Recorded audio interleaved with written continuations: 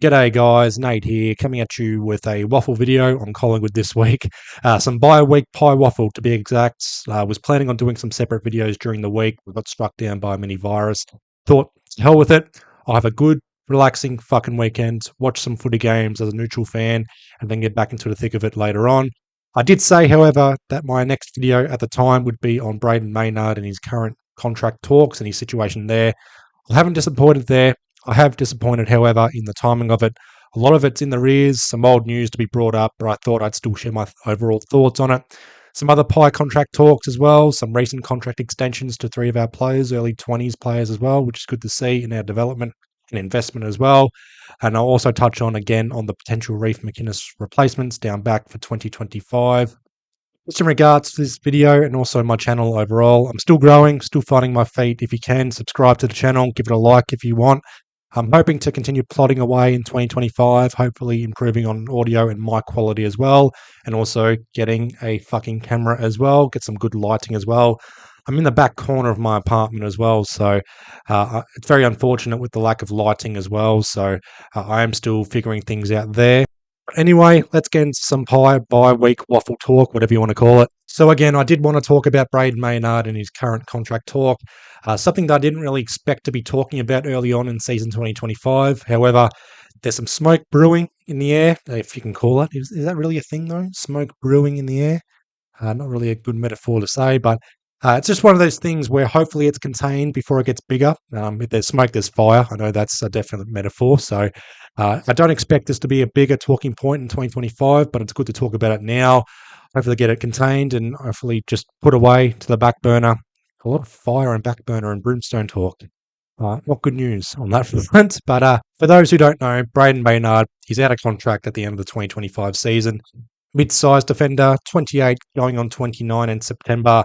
One of many Collingwood players out of contract by the end of the season. Possibly the biggest name to be out of contract as well for Collingwood in terms of market value compared to everyone else that's out of contract, not factoring in aging players. Again, Maynard's going to be 29 in September. He's still got some prime years. I still think he presents some value in terms of contract talk, not just for Collingwood, but for other suitors as well. I want to establish a timeline on this as well. So I'll go back to February 11th on the AFL website. There was an article on Brayden Maynard, mostly talking about his pre-season foot injury, which he's overcome, as well as mentioning his contract talks. So Brayden Maynard did say at the time, the conversations have been had, so we're in a good spot, and I feel like we're going to be able to get that done soon. We'll leave that to my management and the club to get done, but I don't think there's any worry there. It'd be weird to have any other jumper on, that's for sure. I mean, that's for sure. But it is business. It is a game. Some things happen. But I think where my position sits now at the club is a pretty comfortable one. And I've had a few conversations along the way with family and friends and the club and my management. And I think we'll be close to getting a deal done. So that was February 11th, pre-season talks there in regards to Brayden Maynard and his foot injury. But also, again, I was just talking about his contract at the time. Then on March 19 in the Herald Sun, a bit of shift in tone in regards to the direction of these contract talks. Brayden Maynard saying, I'm going to let my footy do the talking for the next little while. Like I said a little while ago, referencing February 11th, that AFL website article, I would feel weird in another jumper, but it is a business, so whatever happens, happens. Again, that's the key quote that people have speculated on at the time. Whatever happens, happens. I love Collingwood, and we have a great culture here, so we will see what happens. Then on March 21st, Craig Kelly on SEN, Script Luke posted full audio on his YouTube channel if you want a full transcript of it. It's about 15 minutes long. I know SEN have the full audio. Script Luke's got the full audio, but Craig Kelly said in regards to the Brayden Maynard talk, he's one of the most loved and important players for our club. You have guys in clubland that are just really solid, amazing players, but they've got all this other stuff. So he is such a much-loved person. We do our very best and whatever we can do to get in front of his manager, Tommy Petroro and Bruzzy, Brayden Maynard too, to show him our love and what we can do financially while managing our TPP, our total player payments, basically the salary cap. But if someone desperately wants him and wants to pay him a heap more for a longer period of time, everyone should be going, good luck, mate. If that opportunity is there, even though we'd love you to be here, we want you to be here. So basically accepting that, or basically preparing fans for Brayden Maynard to exit with that sort of quote. Craig Kelly has a background in player management as well, post-playing career as well. So he does think that the AFL industry does need to mature when it comes to free agency talk and the reality of players talking to other clubs when they're coming out of contract. You see in the NRL, players announce they're going to leave early on the season to other clubs. It may get to that stage for AFL players. I mean, we've had that in terms of, I guess, players in 2010 and 2011 when they announced they're going to be going to Gold Coast or GWS, and then they won't get named again. So hopefully it doesn't get to that sort of extreme where players announce they're going to leave and then they don't get named to play ever again. But I think at some point with AFL contracts and players leaving, they're going to announce during the season they're going to leave, or you pretty much speculate, and it's a guaranteed done deal they're going to leave. I mean, Dan McStay, he was pretty much out the door in 2022 from Brisbane to Collingwood. I expect that sort of deal to occur in future players or future years. I don't think it's going to be with Maynard, though. Craig Kelly did continue on by saying that is something that the industry has got to get its head around. People need to just relax a bit. Everyone's talking to everyone when they're becoming a free agent. It's the reality of life, and it's a great opportunity for the players. It's a short career. Let them have the opportunity to max it out. But we'll do everything in our power to keep him at our club. Then on March 22nd, after Collingwood's win over the Bulldogs, was when it was first reported the rumoured contract that Brayden Maynard was being offered by North Melbourne. In a bombshell development, North Melbourne is expected to lob a life-changing offer at Premiership backman Brayden Maynard to try and pry him out of Collingwood. Hold on to your hats. It's worth as much as 6 years, $6 million for the 28-year-old gun defender. Collingwood simply can't and won't match that sort of money, but for North Melbourne, Brayden Maynard brings the grunt, toughness, team ethos, and premiership experience they need to complement that really talented midfield. It's a big decision for Maynard and something he will weigh up towards the end of the year. Massive money. Again, I got this from Fox Footy. Jack Riewoldt also chimed in. A lot of people have chimed in on this, but Jack Riewoldt, another person that endorsed this move from North Melbourne, particularly from a cultural perspective and rebuilding perspective. He said he likes it. It's a lot of money and a long-term contract for a 28-year-old. But if I was to go and pluck a player out to have a big impact on the field, defensively, he'd be really important to them. Then from a cultural aspect, and then a little bit of grunts as well and blue-collar work, he'd be number one. You can't imagine not seeing him in a Collingwood jumper. It's a big decision. He seems like a very loyal character. 6 million over 6 years at 28 years of age is a big carrot. Again, Fox Footy, meaning David King, is also chiming in. He says that some clubs are chasing B plus type players instead of A graders. He says, I think we're going to get used to clubs targeting that next level player. It's very difficult to get the absolute top liner out of a club these days. You've got to offer ridiculous money. This is not ridiculous money, as silly as it sounds for a player that can impact like this. He's not a centre forward player or a tackle breaker midfielder, so there's a risk to it. And the deal is a bit longer than most. I think you have to get used to clubs now going after B plus type players, not the absolute A graders. And then it's also mentioned Brayden Maynard's statistics for 2025. He's averaging 14 disposals, 4.3 marks, 2.3 tackles a game, 2.3 inside 50s and 4 rebound 50s. So pretty solid statistics for a back pocket player or a half-back flanker, to be exact. So I'm quoting a lot of articles from last week. Then this week, first one, March 26th, another article on Brayden Maynard, but it also discussed Collingwood's current draft hand and father-son prospect Tom McGuane. An intriguing storyline is beginning to unfold at Collingwood, with the draft prospects of father-son hopeful Tom McGuane holding the potential to shape other player movements this upcoming off-season. Tom McGuane, the son of 155-gamer Mick McGuane, is expected to turn heads of recruiters this under-18 season as the Magpies work out how to snap up the promising prospect. John Ralph on Midweek Table says, just fits hand in glove in terms of their list requirements. That's in regards to Tom McGuane. He's every bit of a late first rounder right now. He's 178 centimetres tall. He has a beautiful sidestep. He's just a matter of whether he's pick 18, pick 20, or he rolls up the charts with an amazing season. The fascination is, this year, you need to have some quality points or picks to try and match those first-round bids from other clubs. Again, that's also talking in regards to academy players, which is going to compromise this draft. There's a few sprinkles of father-son picks, one being Tom McGuane, obviously, but a lot of academy players in this year's draft, particularly top-end talent. Fox Footy continuing, and as out-of-contract premiership player Brayden Maynard ponders his future, he's front-runner of North Melbourne to play a key role in the Pies acquiring Tom McGuane and via free agency compensation as well.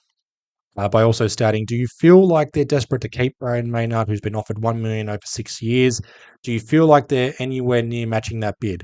No one wants to force Brayden Maynard out, but I think they've known for a long time that North Melbourne was going to throw a massive deal at Brayden Maynard and also at someone to get them to North Melbourne. At the end of round 2, Collingwood currently holds picks 28, 46 and 64, which will need to be bolstered in regards to draft points and picks in order to get Tom McGuane as a father-son pick.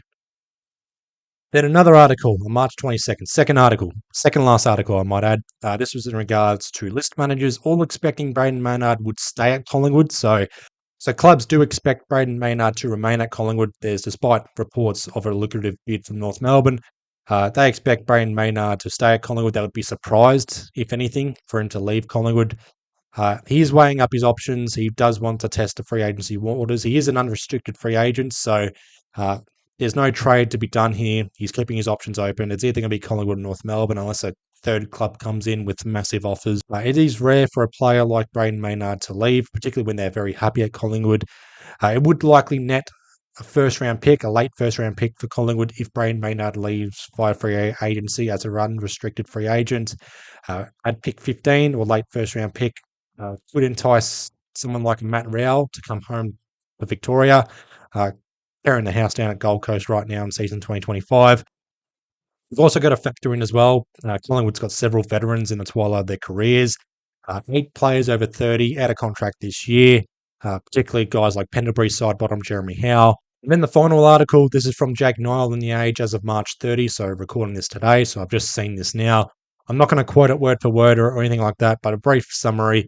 They don't expect Brayden Maynard to leave. Basically, it would be shocking if Brayden Maynard were to leave. So, recent articles suggest Brayden Maynard would stay at Collingwood, and then it was last week the massive offers. Gettable quoting this as well. The Age, Fox Footy also mentioned, Herald Sun also saying, and also SEN. The possibility or the prospect of Brayden Maynard leaving, so buttering the fans up, I would say. But we expect Brayden Maynard to stay. As of right now, my prediction as well was Brayden Maynard was going to stay. I'm not flinching on that just yet. It's one of those things where if we look back on this, or in 6 weeks' time, if he's still out of contract and if there's something brewing there, then we'll talk about it. But Brayden Maynard's career, 212 games, made his debut in round 14, 2015 against Hawthorn. Has only missed 11 or 12 games due to injury or suspension. That's from his debut. 23 games if you include, I guess, the first 13 games of the season in 2015. Technically, only averages missing a game a season. He missed 4 games in 2018 due to injury. Pick 30 in the 2014 draft. That draft as well, the 2014 draft and off-season also netted us Jordan De Goey, Darcy Moore and father-son. We picked up Mason Cox, international recruit. Jack Crisp as a steak knife deals when we traded out Dade Beams. So yeah, we picked up 5 future premiership players at the time. Who knew? In terms of the best and fairest count, Brayden Maynard has been top 10 for 8 consecutive seasons. 4 times he's been in the top 5. Last year he was equal 8th, 2024 best and fairest. Equal 2nd in 2023, equal 7th 2022, 2nd in 2021, 5th in 2020, 5th in 2019, 10th in 2018, and 8th in 2017. Not a lot of accolades, but All-Australian 2022. He was All-Australian 40 in 2020, Premiership player in 2023. He's got the one solo Brownlow vote against Adelaide in 2019. Surprisingly durable for someone of his playing style.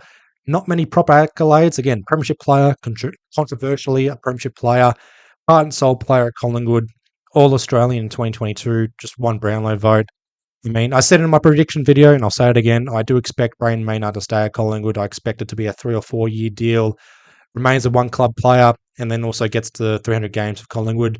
I expect Jack Crisp to get there, and then Brayden Maynard. So, while I still think Brayden Maynard gets 300 games, may not be at Collingwood after all. I had to actually check myself just then. 212 games, Premiership player. Really, what is there left to do at Collingwood? Really, 212 games. He's 11th season in the system. Doesn't have a lot to offer in terms of what he owes Collingwood. I don't think anyone owes Collingwood anything, but he's done every bit and then some for Collingwood. If he wants to leave, chase that money, get the bag. Does he feel he can win another premiership at North Melbourne? He can go for it. It might take a bit of time, but it's there. I mean, he slots straight into that best 22, not 23, definitely best 22, definitely best 18 if he were to play for North Melbourne next year. He did say that it would be weird to be wearing another jumper, and I mean, he's right. I mean, to be fair though, look at North Melbourne right now. They've got Jack Darling and Luke Parker at North Melbourne, two guys I would never have expected to leave West Coast and Sydney, respectively. Then again, Clarko was coaching Hawthorn when Sam Mitchell left to go to West Coast for a year. Jordan Lewis left to go to Melbourne for a couple of seasons. So Clarko at North Melbourne, he's building something there. I'm not sure who said this at Gettable, but it is one of those give it 6 weeks and see where this sits kind of situation. The longer it goes on, the more I do worry a little. I am leaning towards 60% stays at Collingwood, 40% leaves. As time goes on, that may switch to a genuine 50-50, or also leans the opposite way the longer it goes on. But as of right now and as of this recording, I do expect Brayden Maynard to stay at Collingwood. I mean, if he were to leave, it would leave some gaping holes down back. I mean, we've still got that second tall defender role. We've got to fill with Reece McInnes out. Jeremy Howe turns 35. I expect him to retire at the end of the season. And then there's Brayden Maynard as well. So does it mean Collingwood refocus their off-season targets and start to stock up defensively? There is the mid-season draft coming up. I mean, there are some solid names in the state leagues that could be handy fill-ins for 2025. We've also got to figure out beyond 2025 as well. Now, I know we'll have some money in the club space. Trelaw's contract finally off the books. Nathan Murphy's extension out of goodwill, they'll be off the books though. Some player movement, retirements as well. We'll also relieve some of our salary cap as well. There's also guys like Bobby Hill and Darcy Cameron, potential Western Australian targets, particularly West Coast, who likely require an extension and bigger contracts. Do they look at their options going forward? And then you look at what Collingwood's brought in recent years. Dan McStay as a free agent, Harry Perryman as a free agent as well, Dan Houston as a trade-in, all on big money contracts at Collingwood. I fully understand Brayden Maynard weighing up his options financially, job security. I mean, he's going to be a solid player at Collingwood still. Longevity as well. The chance of winning a premiership elsewhere gives him that continued vigour and hunger as well, playing at AFL level. Just from a Collingwood perspective as well, I mean, there's so many players out of contracts. I'm going to rattle off some names. I'm not going to post a graphic, but you'll get my drift on this. I'll maybe bring up a graphic, talk about Collingwood player contracts later on the season, but there's about 20 players out of contract, not including Maynard. So I'll start off with the players over 30. Pendlebury, Sidebottom, Howe, Elliott, Myercheck, Cox, Hoskin Elliott, Tom Mitchell. That's 8 players over 30 out of contract. Got to figure out how we're going to go about some of these players. Maybe we're forcing retirements or one more year and then they're out and then they're retiring. Bobby Hill, Darcy Cameron, they're not over 30, but they're also going to be targeted. I'm not sure if they're out of contract this year or next year. Footy Wire says one thing, articles say another thing.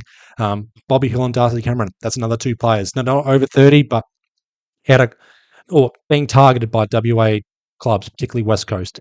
In terms of the senior list as well, Billy Frampton, Finn McRae, Oscar Steen, all out of contract as well. So that brings it up to 13. And then the rookie list of players, Charlie Dean, Lockie Sullivan, Oleg Markov, Ash Johnson, Aliro Smith, Will Parker, he's a Category B player. So yeah, close to 20 players overall, 21 if you include Maynard, or an extra player if you include Maynard.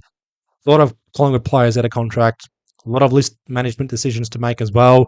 In terms of the mid-season draft as well, we typically players who opt for an 18-month contract, whether we do that or not, whether we pick a player that opts for a 6-month contract and then extend their contract after that, who knows? But in saying all that, though, if Brayden Maynard was to leave Collingwood and go to North Melbourne, I'm actually looking forward to the fans switching up on Brayden Maynard.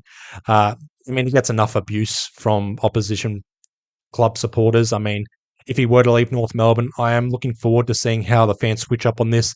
Oh, he's a fake tough guy. Oh, he's a grub. He's a hack. He's overrated. I mean, I can understand North Melbourne fans celebrating Brayden Maynard if he were to come to North Melbourne, and I understand Collingwood fans booing Brayden Maynard if he leaves.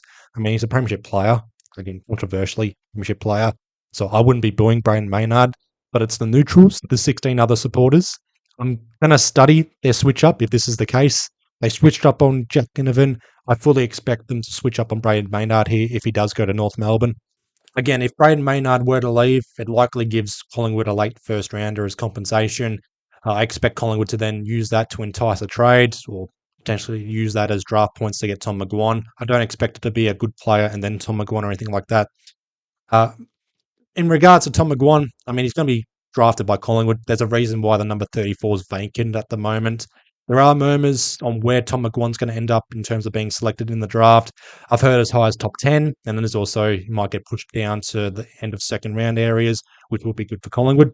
Like the Camperali brothers or the twins, high expectations in their draft year, and then they fell back into like the 40s or 50s. Either way, they got to Carlton respectively. So either way, Tom McGuane will get drafted by Collingwood. Depends on where he'll be drafted or in the draft list.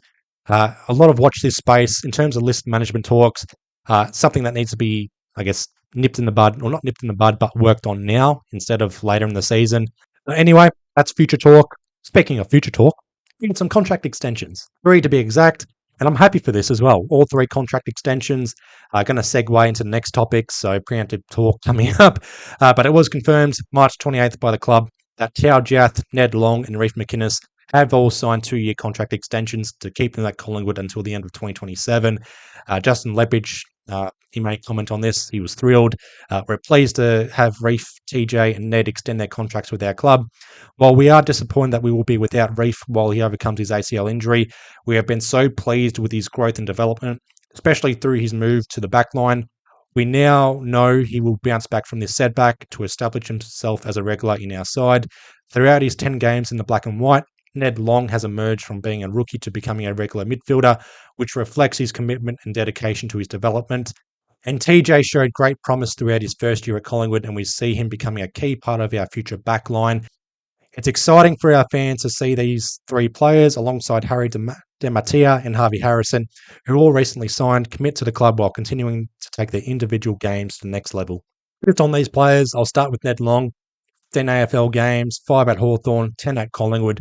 He was picked up in the rookie draft by Hawthorn in 2022. Throughout his playing career, his 15 games, he's lost his first 8 games, so a bit of bad luck fortune there. 5 at Hawthorn, all losses. First few games at Collingwood losing as well. He's coming into his own at AFL level though, and thankfully at Collingwood too. Still a long ways to go, no pun intended, to remain in the senior side. He's still on the fringes still. 24 disposals against Port Adelaide in round 1. Clearly his best game so far at Collingwood and also the AFL level. Hopefully he continues being that big body midfielder who can test well. He's improved his kicking as well. Contested bull right now. TJ, just the 1 game so far. That was against North last year, that 54-point comeback. That was where he was cramping heavily in the third quarter. He wasn't subbed out. I remember that. He's also got long ways to go in his development, but it's an investment into his future to extend his contract. He does show potential with his dash off halfback, and hopefully he'll come into his own as well. Hopefully he gets more AFL opportunities in the coming years. He was picked 37 in the 2023 draft from the Gippsland Power. Brother of CJ at Hawthorn. He's got a younger brother in Goy Jath, GJ, so another brother potentially getting drafted in 2025. Quite the family extension there. And then there's also Reef McInnes, 23 in the 2020 draft. NGA player or Next Gen Academy player, 23 games so far, 19 goals, averaging a goal a game prior to this season. Unreal. The switch to the back line, though, was hoping to come good and finally have that consistent run at senior level. That was until that ACL injury. Very unfortunate for him to rule him out of 2025. It does likely mean that we hit the mid-season draft and find the key defender or that second tall. But this contract extension just shows good faith for Reef McInnes and for him as well to show that initiative to move down back. Gives him enough time to develop and fully recover and return to full fitness in 2026. Who knows where he will return in 2026, whether it's down back or up forward. I did mention in the VFL report and also talking about Reef McInnes injury update, there are options to replace Reef McInnes right now. Mostly safe options left field, but I am expecting Billy Frampton to replace Reef McInnes. He was serviceable in a VFL opener, more intercepts than Charlie Dean. He also looked better one-on-one compared to Charlie Dean as well. We've also got Joel Cochran as that third tall option, but his first year, so he'll need some time developing in the VFL. We could go Jeremy Howe or Brayden Maynard playing on that second tall, but it would leave us undersized down back. We could go mid-size as well. Someone like Jacob Ryan, TJ as well, Oleg Markov, hopefully returning from his injury. Will Parker, that's the smallest option in Will Parker, but he's a John Noble type of operator. And there's a left field options in someone like Myercheck or Dan McStade to switch down back, which would break up the Triple N forward line, but it's a very unlikely left field option. Again, safe bet, we probably go Billy Frampton, and I think we persevere with Billy Frampton short term. If it doesn't work out, second option in the ruck kind of situation. And then there's also talks of guys like Mason Cox and Membry hopping in and out of the side. Collingwood does have some decisions to make in regards to the mid-season draft as well. Defensive priorities as well. There's also the talks of a crucial key forward. Some dance partners as well for Nick Dacos. Again, that's a mid-season draft. There's also the off-season targets as well, but that's a future discussion point. Just before I wrap up this video, I did watch some parts of the Western Jets v Sandringham Dragons. That's the round 1 2025 Thirds League game, under 18s basically. More specifically, watching Tom McGuane like a hook, number 7 at the Western Jets. He looks ready-made to take the next step to the AFL level. He gets himself in a lot of key positions on the outside, getting that ball, trying to link, being the link in the chain as well. Doesn't get a lot of the footy, but he uses it very well, and you can only look so good to an extent when you lose by 40 plus points here. He's got the bye next week, and then he returns for round 3 for the Western Jets, and then another bye after that. So can't string it all together in terms of games. He might play some senior footy in the EDFL or potentially in the VFL side, but who knows? But I might wrap this video up here for the Pies Waffle, particularly talking about Brayden Maynard and also contract talks. I did have a list of topics to discuss, but I might save that for another Pies Waffle video later on in the season. I might have some proper separate videos as well. Just some side news as well. I have taken a break from social media in the month of March and likely for the whole month of April going forward. Much better for the mental health and just my health in general. I did create an Instagram and TikTok account, but that's going to remain dormant in the short term. I'm going to stick to YouTube only. My next video will be a Collingwood v Carlton preview video. Nothing too extravagant. I do apologise for that. I know it's the old enemy. I know it's a rivalry and it's against Carlton and whatnot. But it's a Thursday night game. It's a game I'll attend. We'll likely have a preview video out either Tuesday night or record it on a Tuesday night and upload for Wednesday. Injury updates will be up there by then, before the teams get announced as well. But I'll watch this space in terms of selection talk, injury talk as well. Again, being a Thursday night game, the review will be up a little bit later than usual, either Friday night or a Saturday morning, unless something major happens in the game. But I'm actually not too confident going into the game. I don't know, just weird voodoos. But I'll discuss that in the preview video. In the meantime, a lot of waffling. I'll leave you all to it. Be well, stay safe, subscribe, whatever. I'll see you in the next one.